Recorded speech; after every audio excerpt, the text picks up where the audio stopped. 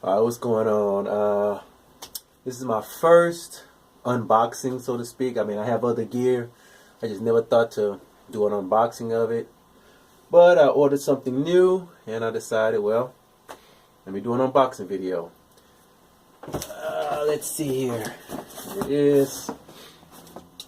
I heard some good things about this product. Heard some bad things. I know you're probably saying, so why did I get it if I hear bad things? Well, I'm a person that I always like to try things for myself.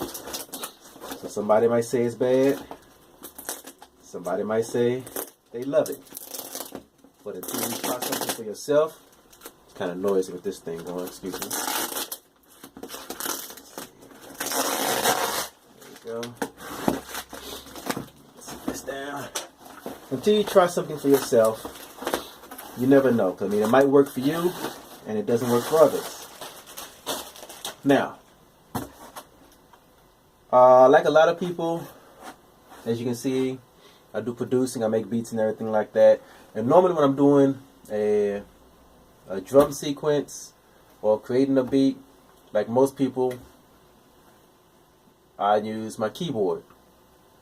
It's not the best thing. I never really felt any need to move on from that because I do a lot of audio recording. If I need a drummer, I get a drummer in and things like that. But I've started looking more into drum pads.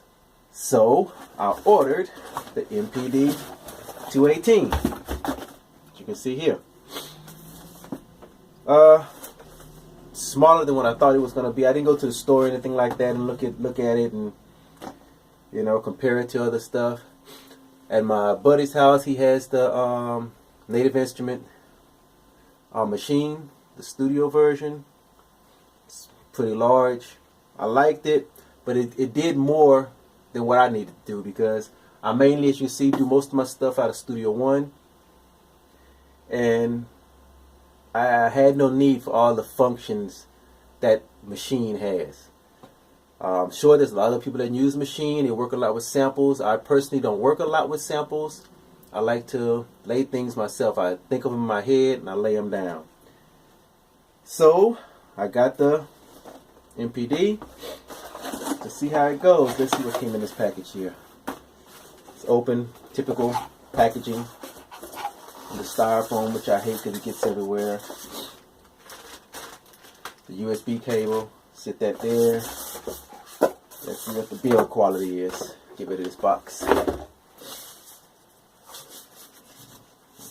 It's a lot smaller than what I thought it was going to be. But I guess for what I need, it didn't really need to be all that big. Okay, here it is. Looks pretty nice. Like the color, seeing that it goes with my studio, you know, black, red, and white, track monk. It's not real heavy. It's not all that light either, but it feels pretty solid. One thing that drew me to it was the pads themselves. By them being so thick, you know, they sit up a little bit higher, and I kind of like that. Hopefully that works. It does not have transport functions on it, basically because I don't need them. I have something there for transports. I have this here for transports. I have my keyboard, and I also have my tablet, which I run an app on that I can control everything with also. It's usually set up over here on the side. So I didn't really need transport functions.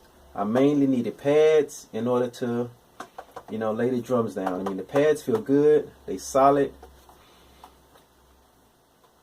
Yeah, the knobs, they feel good and solid. So, I don't know. I'm going to try it out next day or so.